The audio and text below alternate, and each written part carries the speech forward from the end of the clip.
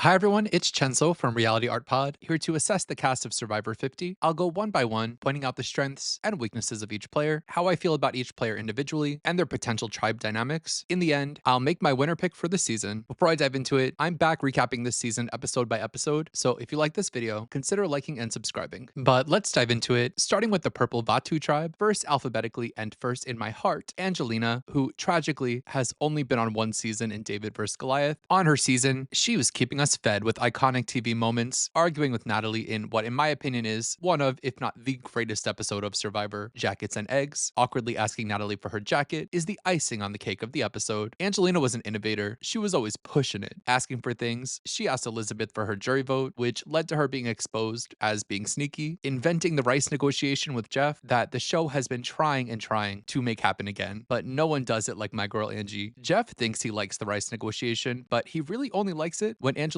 does it. She rocked his world with that. A major weakness is she's annoying to the other players. For example, especially to Allison on her season, who she tried and failed to trick with a fake idol for no reason, but they set Angelina up with a group here that are pretty patient and unlikely to get so annoyed with her that they want to vote her out. Maybe Colby, who has a history of getting annoyed and having little patience for antics. While she's chaotic, she's a decent player. She makes loyal allies who are willing to ride it out with her and even play advantages to save her. On her first season, she was a finalist. Not a very good final tribal performance, which could be to her benefit here. Maybe people will want to take her to the end. With time to reflect on her game, I expect her to be a bit more refined and perhaps more self-aware than last time, but still performative in an effort to give us what we want. From what we know in interviews so far, she has a pregame alliance with Chrissy, who isn't on her tribe. Maybe she wants to make the ultimate alliance of mothers, as there are many mothers and mothers on this season. We met three-time player Aubrey on Survivor Korong, where we saw her overcome her anxiety, then become one of the leading drivers in strategy, though through that season she got very unlucky at multiple points, ultimately losing in Final Tribal. I was a Michelle truther at the time and still stand by it, but would agree that Aubrey played a better game and is more capable of analyzing a situation and consistently choosing the more logical path. On Game Changers, we saw her team up with the fan favorites, working with Siri. I always forget Aubrey made it to the finale because the edit pretty much avoided telling her story or making her a main character. Her final appearance was Edge of Extinction. Putting 4 vets on that season was just a bad idea and didn't make much sense. She worked really hard that season, even finding an idol, but is blindsided with the idol in her pocket and spends pretty much the whole season suffering on the edge of extinction. And for that suffering, she deserves another chance. Ahead of 50, she seems to be following the rules and keeping to herself. I can't imagine she pre-gamed that much. It's good to follow the rules, but then you show up and find out that everyone else is pre-gaming, which could stress her out. I expect her to team back up with Siri and Azie, and maybe still have a connection with Devons. She has a great mind for the game, but she's not as entertaining, so she doesn't get a lot of screen time. If she starts getting screen time, I'd start suspecting there's a winner edit there. She's not a prime target. There's a good chance that she can make the merge. If she can get to a point where she's back with Suri, they could do some damage together, potentially have a dynamic like Suri did with Lisa in AU vs. the World. I'm happy we get to see her on a tribe with Q to confront him, ask him what his beef is. That could be a fun moment for her.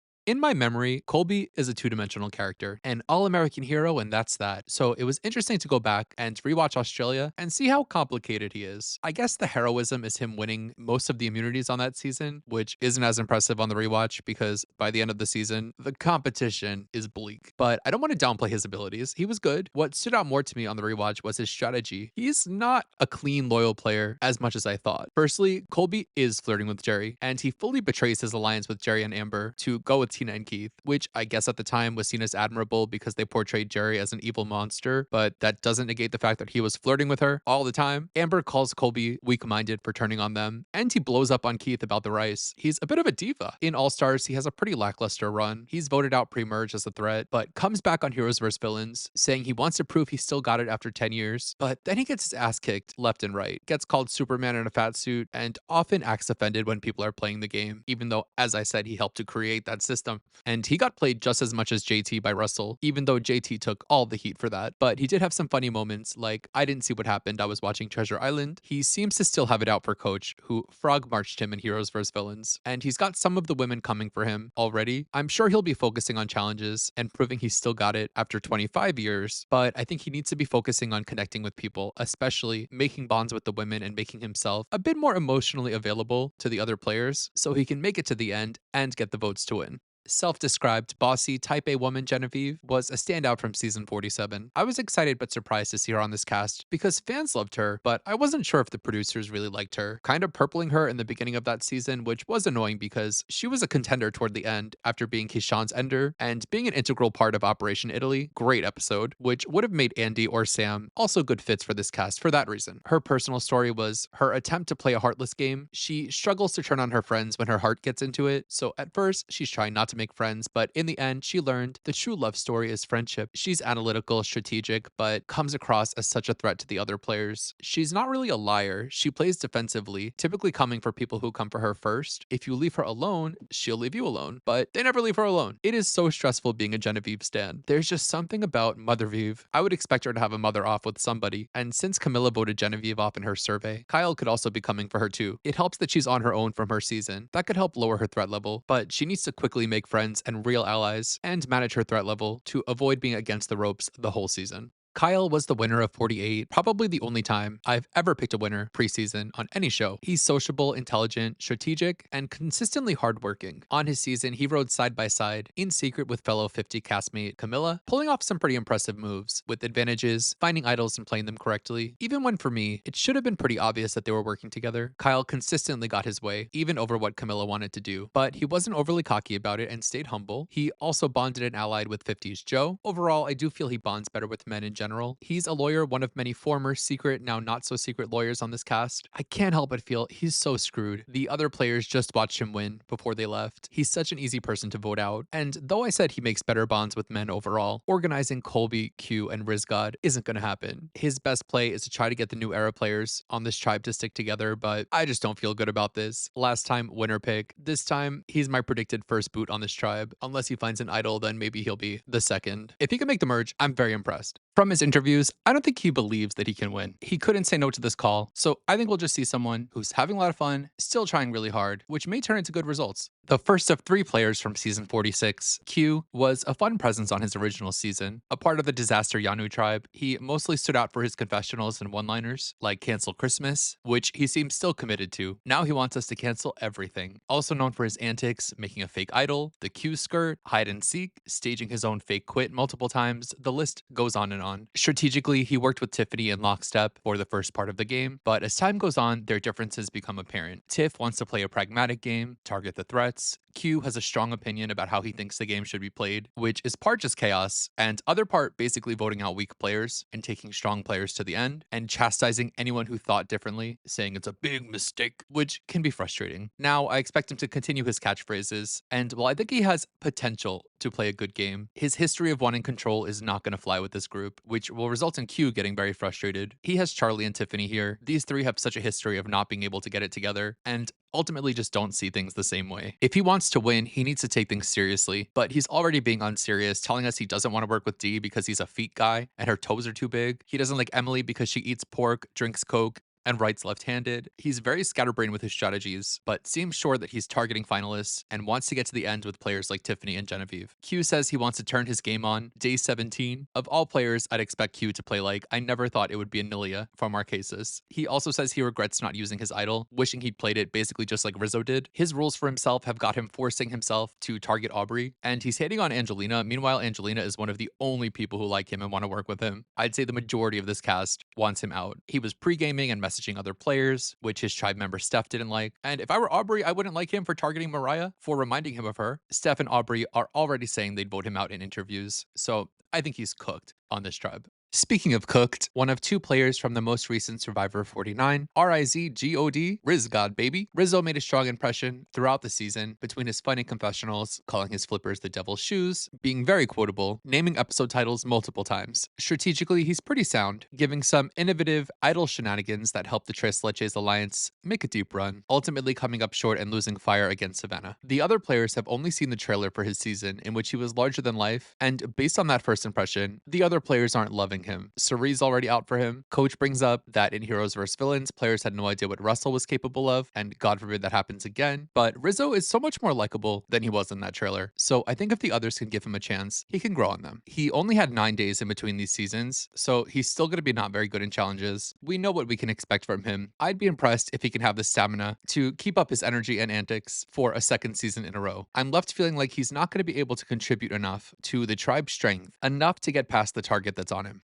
Stephanie first appeared on season 10 in Palau, which was the first season I watched in live time. So that season holds a special place in my heart. Karen for Second Chances. It's just a fun season in general. Steph most notably outlasted her starting tribe, becoming the first tribe of one who had to merge by herself. That in itself made her rootable and legendary. Not even as much for anything she did on her own because, as a player, pretty ineffective. She had a chance to get in and work with Tom, but just couldn't make it happen. She'd appear again the season after in Guatemala, where she'd make it to the final two only to lose, which as a viewer at the time, felt half cathartic to see her make it to the end, but unsatisfying. She was then briefly on Heroes vs. Villains, where she was voted out early, but did have Colby's support in that vote. I expect she and Colby to want to work together. Siri voted her out that season, but she and Siri would go on to do Snake in the Grass, where Steph was really obvious as the snake, leading to a loss there, and most recently the Traders, where Steph was a stable, formidable player, but Siri murdered Steph, so that's 3 times where Siri has beat Steph. Will Stephanie feel some kind of motivation to outlast Siri this time around? I want so badly to support her. She makes it hard with problematic social media behavior, wine-induced rants, post-filming of 50, then apologizing for it. I just want to enjoy the show and hope that CBS can keep all of the players from the wine rants for the next 3 months. Rumors circulated that she plans to work with Siri, then turn on her, which Siri caught wind of. I hope we get to see them interact, and I think that we will. Jonathan, Colby, Joe, Coach, and Jenna all say they want to work with her, so I think she'll be able to make allies. With the Siri thing, knowing how Steph plays, she's going to be a loyal player. I don't think she has the ability to mount a whole plan against Siri and gather the votes. I just don't think it's in her character to play the game like that, but just in general, it would be interesting yet unlikely to see her form a big successful campaign against anyone. My thoughts on this tribe: you have a built-in alliance of Steph and Colby that's one of the strongest bonds in the game. I could see Aubrey, Angelina, and Genevieve getting along, but the vets seem to be more likely to band together in general than the new era players. I'm worried for the newbies. I think they'll all be fighting for the 5th spot with the vets, with each of them having a buffet of reasons to be targeted. While this is a strong tribe for challenges, I struggle to see this group sticking together in a meaningful way. After a swap, this tribe is most likely to be chaotic at camp. Moving on to the orange Cila tribe, standout intelligent darling from David vs. Goliath, Christian instantly captivated audiences as basically the mascot of the David tribe. The perfect casting for that theme. Firstly, a genius, which is impossible for him to hide, so he doesn't try to. He's incredible at puzzles, which made him an asset for his tribe. And you would think that this nerdy fellow would struggle socially. He may even have expected that for himself, but he never ends up on the outs. He makes quick friends in Gabby and Nick, forms the unlikely Bro Chacho alliance. A lot of people come on Survivor and realize they have a lot wrong with them and have to figure it out, but Christian was so happy to make friends right away, saying he felt it was a lifetime of work paying off, which was so sweet. And his friends are real ones, saving him with idols and everything. He ends up doing so well in the game that his friends do have to try to turn on him. He plays an idol to save himself, which makes him even more of a threat that they needed to get out, and they eventually do. I'm such a Christian stan. He's so funny. Not just smart, but wise. I could listen to him talk all day. I look forward to his antics, like telling boring stories during endurance challenges, which drove Alec crazy to the point of quitting the challenge. He just had a son right before coming on the show and is planning to keep it a secret as a big reveal at Final Tribal, and talks about controlling the narrative. I like the way he's thinking. His ability in puzzles could keep him safe throughout the pre-merge. I feel really good about him doing better, at least than last time, and would love to see a Final Tribal performance from him. I'm mesmerized watching his interviews. He's analyzed the whole cast. I'm excited to see him implement this scientific analysis into the game, but do worry he might be overthinking it. The biggest name on this cast is Siri, with 4 seasons of Survivor US under her belt, starting with being afraid of leaves in Panama, where she could have been the first boot, but ends up finding her footing in the game and making the end game, proving even that early that she has impressive social game. Goes on to compete in Fans vs. Favorites, where she famously made some of the biggest moves as part of the Black Widow Brigade, blindsiding Azie, and nearly wins that season. Is voted out of the game when it randomly changes to Final 2 instead of Final 3, which was unjust. On Heroes vs. Villains, we see her on opposing side to Steph and Colby. She helps to vote Steph out and is is idled out of the game by Colby and his allies, which leaves the open question of how much resentment is there between Siri and her fellow ex-heroes. Her last appearance on the US show was in season 34 in Game Changers. We see Siri play with Azie, and it's kind of brought up where she's like, we have unresolved issues, and then they're on the same tribe for a few episodes, but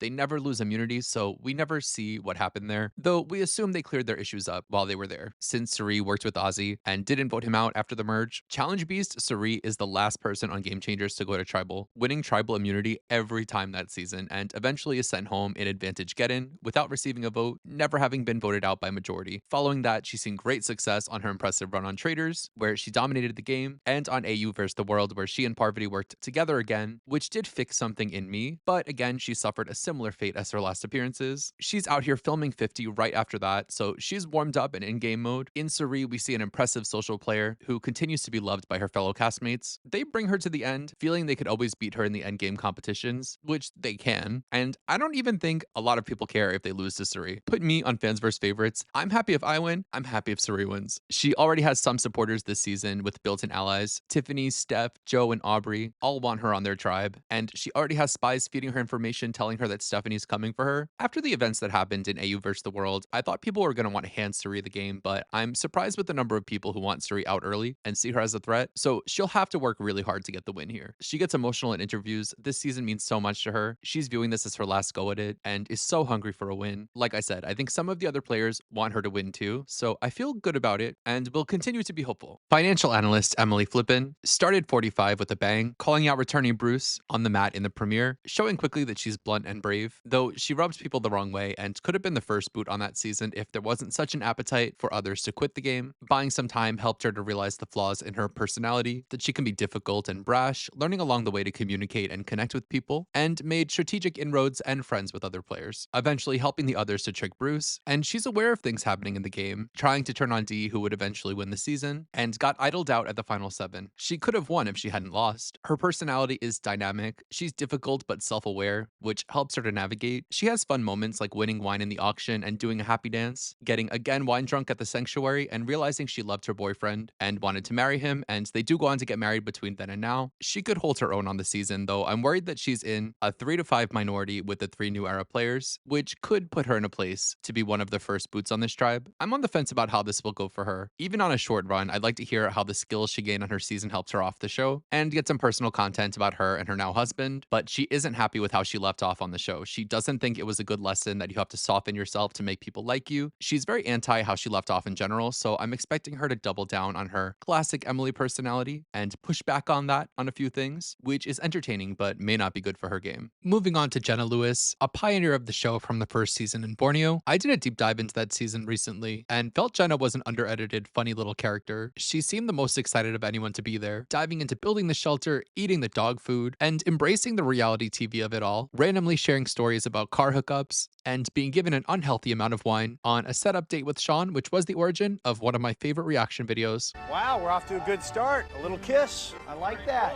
On that season, she was on the infamously decimated Pagong tribe. Of all the Pagongs, she had the best plan to outlast her tribe mates and save her ass, trying to make a girls' alliance, though it was pretty ineffective. Her best moment that season, maybe ever so far, was her not getting her letters from her daughters and them not telling her until everyone else got theirs first, which was insane and cruel. She joins All Stars and is ready to play, being a leader in the movement to send the winners home. She continues to throw herself into the experience, burning her hair trying to make fire, and again continues to put herself forward anytime it's time to volunteer. She makes it to the final 3 on that season and comes one immunity challenge away from winning the game. But across the 2 seasons, she gets on people's nerves. Other players often complain about her talking too much. I expect her, like the previous 2 times, to try to make the most of the experience, search for idols and advantages, and volunteering for journeys. In her interviews now, she's proving she's still just as much a chatterbox as ever, but you can tell she's been ruminating on strategies for 20 years. She's about to play a cutthroat game, and she's not afraid to say that she wants to target Suri as soon as possible, which worries me for her because trying something like that could blow up in your face. Or maybe she is calling her shots and will be bathing in the blood of her competitors. I think her best game plan would be to let people underestimate her, but I can see how after all this time, there's a lot of self-applied pressure to play a really active game.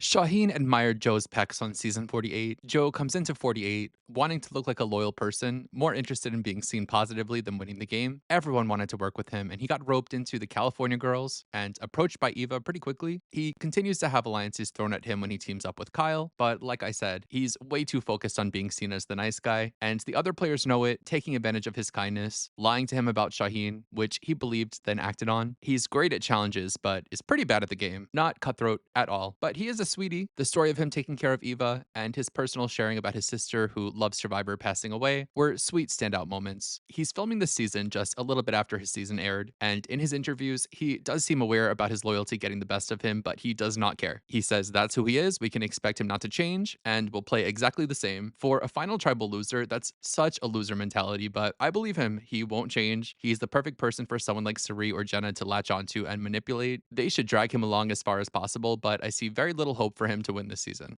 Azie became a big name on his first season, Cook Islands, where to me, he was the perfect person for the show, able to do pretty much anything he was asked to do, climbing trees, fishing. As a kid and even now, I look at him as the survivor superhero. He knows a lot about the outdoors and usually feels he should be kept around for that very reason, which annoys the other players, but he made it to Final Four in that season thanks greatly to twists and lost by one vote in the final two. In his three further appearances, it'll be more of the same. He'll be great in challenges, but he overvalues himself as an asset at camp, sees providing food as way too much a part of his strategy. His gameplay is pretty hard to assess. He has some successes finding an idol in Micronesia, but being blindsided by his allies, including Suri. Then on South Pacific, where he played with Coach, this season had Redemption Island for Azie, and he was voted out 3 times in one season, which is not good game. He did propose to his allies to vote him out so he could go to Redemption and come back, and he did come back, which is awesome. Coach lied to Azie big time there, and there may be some unresolved resentment between them. In the end, Azie was just one challenge away from winning the season, but was eliminated at Final Four. His last appearance was Game Changers, where we saw him and Suri come in with a fractured relationship, but never saw them mend it. They were on the same tribe for a long time, winning challenges, but we saw Suri and Aubrey not being part of the votes to take out Azie when he went home. Ultimately, he didn't have much of a story on that season, and for that reason, I'm happy that that wasn't his final appearance. Now, he's like a completely different person. He's heavily leaning into his hippy dippy vibe. He always was kind of laid back, but now he gives a more welcoming vibe. I'm not hearing a lot of anti-Azie talk from the other players, which is great for him. People are going to want to work with him, and many see him as a non-strategic threat, but he wants to play the strategy and realizes that getting food for people is ineffective strategy. So a combination of all that leaves me feeling very good for Azie on this go round.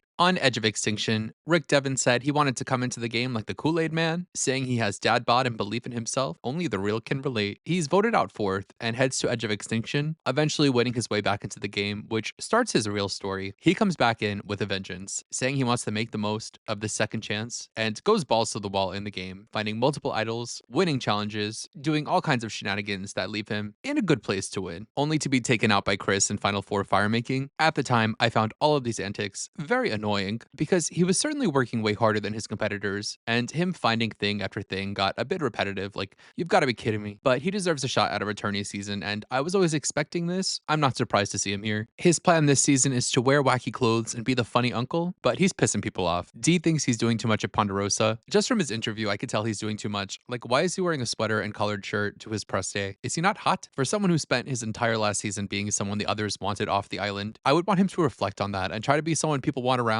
but this cheesiness would annoy me if I were playing. I think he's got an uphill battle, and I don't think he'll be able to outwork the other players like he did the first time around. Self-described hot Grim Reaper, Savannah, winner of 49, wanted to put her former career as a news reporter to good use on her season. If results say something, she succeeded in that, winning the million, though her direct lines of questioning weren't always appreciated by the other players. She was also very annoyed by the other players, getting agitated with Jawan, especially for messing with her bag and her water bottle, which delivered some funny character moments. She, Rizzo, and Sophie, the Tres Leches Alliance, teamed up to pull off some heists through the season, using comp wins, advantages, and social game to tear down the majority, and Savannah herself made history tying the individual immunity win for a woman. I left off really liking her and being happy that she's here on the cast. Now, she and Devons are on the same tribe. They can bond over reporting, probably work together. She plans to be honest and own up about her season and tell the truth, which is smart because some of them already know. So that's the right thing to do. She comes in at target, but her challenge ability could help her survive the pre-merge. We could likely expect more of the same. She won, so likely won't feel she needs to change much. She's annoyed with Angelina and Jonathan already, which is to be expected. While she's she's easily annoyed by people, she shows that she still will work with people she doesn't like. She needs to do her best to keep her head down and hope things start popping off around her to distract the others from her being the obvious target. Looking at this tribe, I can see a group forming with the duo of Siri and Azie having history, potentially a duo of Joe and Jenna. They're from the same local area. Jenna already plans to exploit Joe's loyalty and bring in Christian and Emily, leaving Savannah and Rick, the Atlanta reporters, on the outs, with Devons being the likely first boot from him rubbing people the wrong way early. Savannah is great at challenges, which is why I could see her being kept for a round or two. This tribe, for me, is least likely to go to tribal, with Savannah, Joe, and Azie being compies, Christian being there for puzzles.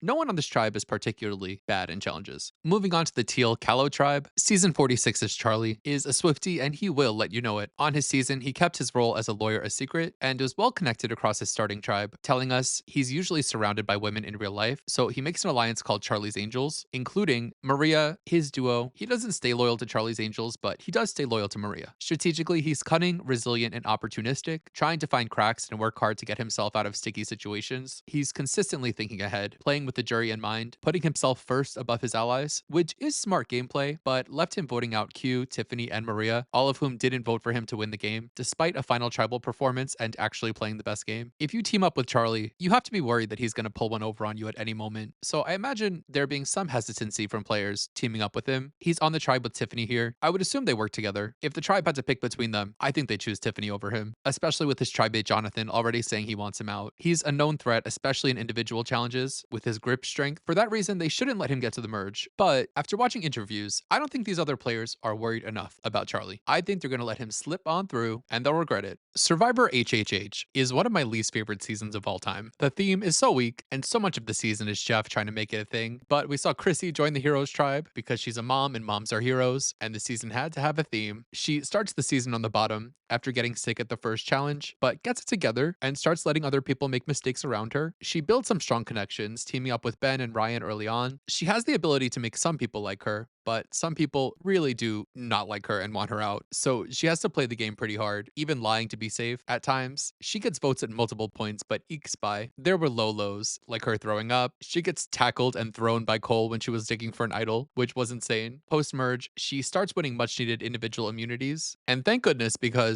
it gave me somebody to root for. She'll tell it like it is, having a falling out with Ben and calling him a jerk to his face, which becomes a multi-episode showdown between she and Ben. But between idols and immunities, they can't target each other, and when she finally wins final immunity, you think they're about to vote Ben out. Jeff introduces the Final Four fire making challenge, screwing her over for no reason, and leading to Ben winning the game. Her final speech is that she's been applying for 16 years, and that as a mom, she's a hero, healer, and hustler. I got so annoyed when the jury voted differently than I would have, because I think she objectively ate that, and not just because I think Ben is annoying. In the now, she's pre-gamed with Angelina. I have this vision in my head of this moms alliance, and moms sticking together on the season. Maybe it's just a dream. She has such a great advantage of being on a season that isn't rewatched over and over. So many people just know her for setting the immunity record. And I don't even think people are going to care because you have Azie and Colby on this season who have the overall record, and Savannah who tied her record, and just other challenge beasts as well. In the last few years, she's undergone surgery to prevent cancer. I'd love to hear her share her story. And while players have respect for her, they seem excited to see her. She'll probably have a better social game than last time, where she really was pissing people off left and right. I think she'll be underestimated. You know, she's been thinking about this return for a while, knowing it's going to happen. I feel good about her chances.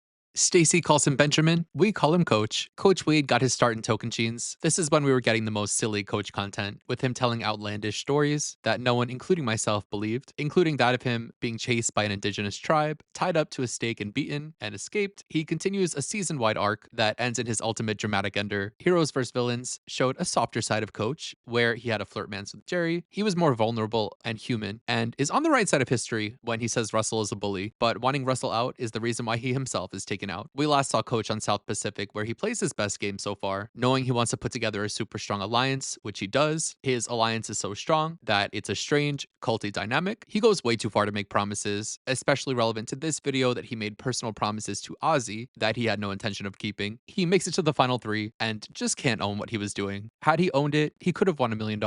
So what is Coach 4.0? I think he could play his best game yet, but it's a conundrum. I want to see classic Coach content more than I want to see him play a good game. He'll tone down the holier than thou, honor and loyalty, and just play the game and have fun. In his interviews, he plans to keep pretending that he can't win, to downplay his threat level. He wants to team up with good players who are good at strategy, even saying he wants to work with Dee and Charlie, who are luckily on his tribe. He's still classic coach, referring to himself as a philosopher, saying he's got quotes he wants to use. He still resents Azie, referencing Azie coming for him as a Christian man. I don't know if he's going to be able to get past that. We will see that bubble up somehow. He benefits from other players thinking he's hilarious. Multiple players are loving him at Ponderosa. They can't wait to work with him, which is very good for him. Season 45 winner Dee ran her season like the Navy, making an early four-person alliance with Austin, Drew, and Julie, and together they proved you can still just run the game if you stick together in numbers. She also had a showmance with Austin, but was keeping secrets from him that ultimately helped her to clown on him in the final tribal, which was savage. One thing about Dee, you're gonna hear about that big old toe. While she's loyal, Dee is also a cutthroat player. She'll go through your bag, swear on her family, but the loyalty is definitely the strongest quality that would make people want to work with her. Right before this, she was pretty much doing the exact same strategy on the challenge, forming a four-person alliance, which is, I guess, her signature move at this point. She's probably dating or spending a lot of time with Johnny Bananas in the lead up to this season, and just like Bananas would do, she's been pre-gaming with Emily, Charlie, Kyle, definitely more. So while being a winner, she's naturally a target, I think there's more to the work that she's put in that we'll only see on the show. Her best move would be to again try to make a strong alliance, and she's on a tribe with 5 new era players. Maybe that could just be the group. In her interviews, she's optimistic and confident as ever. I'm still sold on Dee. Like Kyle, she wants to have fun and play loose, and she's flexible to wanting to work with the old era players, saying she really wants to work with Coach, which is mutual, which would be an insane duo. Of the 3 winners, I feel best about Dee. It would be a long road to a second win, but not impossible. On season 42, Jonathan introduces himself to us, saying he has a world record for pull-ups with 100 pounds on his back. I love a very specific world record, like most milk drank with cookies in mouth. He looks like he's a real tough guy, but he's a sensitive sweetie. He pretty much likes everyone on his tribe, and for the most part gets along with everyone. He actually teamed up with Omar because he liked that they were different. His tribe needs him for challenges. He's insanely good in tribal immunity challenges, carrying his team in that one challenge where the entire cast was trapped in the water, literally saving his team's life, and single-handedly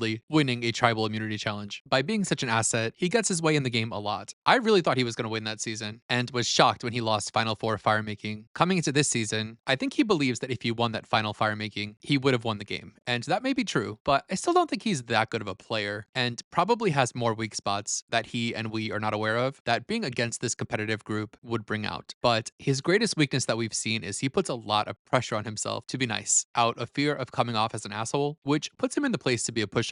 On a season with so many big personalities, I struggle to see him taking charge, which will probably leave him as someone's meat shield. But a meat shield they'll all be fighting over. Our third representative from season 48, Camila, joined a season full of stacked athletic players and quickly fought to find her footing socially in the group. She does this by finding ways to throw people under the bus and is pretty sneaky in trying to divert attention away from herself. She bonds with Kyle, which we talked about. They never went to tribal on their starting tribe, which gave her time to work on the things that I just mentioned. We were led to believe that had they gone to tribal, Camila wasn't in immediate danger thanks to her strategizing. Her game comes alive at the swap where she and Kyle have to work together to trick the California girls, leading to the Thomas blindside. That was the point I think she and Kyle were truly working together as equals, but from then on, yes, she'll contribute to the lies, but Kyle will continue to get his way for the rest of the season. Eventually, she and Kyle agree they can't sit together at the end, and Kyle wins final immunity, sending Camila to fire against Eva, which Camila loses, but she takes away that she gained a lot of confidence, deeming herself new Camila. She has a pretty well-rounded skill set. She's very smart, a good liar. She's no slouch in challenges. They won every team immunity to start, and she won 2 hard individual immunity challenges. And she's very, at this point, skilled in new era crap like journeys and advantages, something that all of the old era players and some in the new era aren't good at managing. In the now, I'm curious if the newly found confidence had stuck with her. She's unhappy that Kyle is on the cast with her and feels doomed because of it, and she just might be. Whichever of the two of them are first to go to tribal will be in big trouble. But if Kyle goes home first, that's some bot time for Camila. It's concerning that she's seen as a liar and troublemaker. I imagine it's hard to believe if she's telling the truth after just watching her season, but she's likable enough and cunning enough that if she makes it to the middle of the game, she could sneak through to the end. Media mogul Mike White is the third player on this cast from David vs. Goliath. On his season, he was a comedic character, often the fish out of water in the jungle. He jokes around with people and is genuinely funny, bonding with others over not liking other players. Whatever he does makes people want to work with him. Through being liked, he kind of skates through the game and is never in any real peril, ultimately making final tribal and coming in second. I remember him more for funny character moments, like getting wine drunk on the reward, finding the clue in the sand and saying they're idiots. He's a major get for this cast, and watching his interviews, he's viewing this as a vacation from filming White Lotus, which he started since his last appearance. He loves being part of this historic season, but I never really felt like he wanted to win on his first season, and I definitely don't feel that way now. He seems to want to enjoy the experience. I think he'll try, but he seems more dedicated to making sure this is an iconic season with a good winner than himself winning, and I don't really mind that. His laid back attitude might get him taken far, but he's kind of set up here being on the only tribe where there's more new era players in a minority, and he's probably the worst in challenges of the three old school players. Even if they want him around, they may need to cut him for that reason. The final member of the cast and third player from 46, Tiffany, joined the Disaster Yanu tribe, where she was the middle person for the tribe, especially between Kenzie and Q. In the pre-merge, despite losing challenges, Tiffany was running things on her tribe, with Banu even coming to her begging on his hands and knees to stay in the game. She found the beware advantage and eventually solved the clues to find her idol, Idolisha, who she kept in her bra. Legend has it, Idolisha is still in her bra to this day. She had a memorable moment where she gets emotional after getting upset with her tribe in the challenge, worrying about how she's perceived by the rest of the cast, which shows us that she both is competitive and cares very deeply, but also that she was locked in and trying to be aware of how the other players were thinking. So much of her being upset in the first place was her being frustrated with her teammates not being invested, which won't be a problem here. It'll be good for her to be on a team who cares. So much of her story is her alliance with Q. He's her tight ally, but is constantly working against her. I can see her not wanting to work with Q on 50, even if they're friends. She spent her whole game babysitting Q. She will not want to do that again. He screwed her over telling people about her idol, which is what ultimately gave people motive to vote her out with the idol. She could have won if she hadn't lost. I was proud of her for standing up to Q. I would have too. When I think about it, to give Q a second chance without giving Tiffany one would be unjust. In interviews, she says her plan is to play day by day and not make plans, to have a fluid strategy, but I find that kind of game hard to assess. Her personality is so memorable, but her gameplay is so fluid and so stable and clean that it isn't memorable. The other players find her hard to read, so to some extent they may see her on the same level as the 49 players, fearing what she's capable of, but she could also be able to glide by, hiding behind big threats, and become a surprise. My thoughts on this tribe: first thing I notice is D and Coach want to work together already. Both have seen proven success with driving an alliance to the end. If I'm in their shoes, who do I want in my squad? You need Jonathan, you need Chrissy. At that point, you also need Charlie and Tiffany together. And there you have a strong group of players who, come a swap or merge, could stay loyal to each other. I don't think Camila plays in a way that D vibes with, and I just don't see Mike being someone they keep around if they keep losing challenges. So I'm worried for Camila, but especially Mike. For my winner pick, I wrote down 11 names that I felt really had a chance to win the season, with 8 of them being from the old era. I also kind of considered the episodes CBS chose for the 10-episode marathon, wondering what story are they trying to tell us? So at this point, I'm picking Coach as the winner of this season. Firstly, everyone's loving him. They see him as a goofy guy. Multiple players have commented that Coach's vibe has improved, and they appreciate it. He's shown that he's grown a lot since last time, when he ran his season and should have won had he just owned it. The show is also choosing to highlight 3 episodes from Coach's 3 seasons that highly feature Coach as part of this marathon. So if Coach isn't the winner, he'll play an important part on this season, or maybe they just love Coach, which they do just love Coach. But there it is, my cast and tribe assessment for season 50 and my winner pick and Coach. Let's ask the audience, what do you think of the cast and who's your winner pick for the season? If you like this video, consider liking and subscribing. I'll not only be back with recaps of season 50, but I'll be doing same day recaps in the style of my channel for all 10 episodes of the classic episode marathon. The fun has just begun. Monday, February 9th, we're going to Micronesia, where one player might make the dumbest move in Survivor history. Until then, you know where to find me. Bye.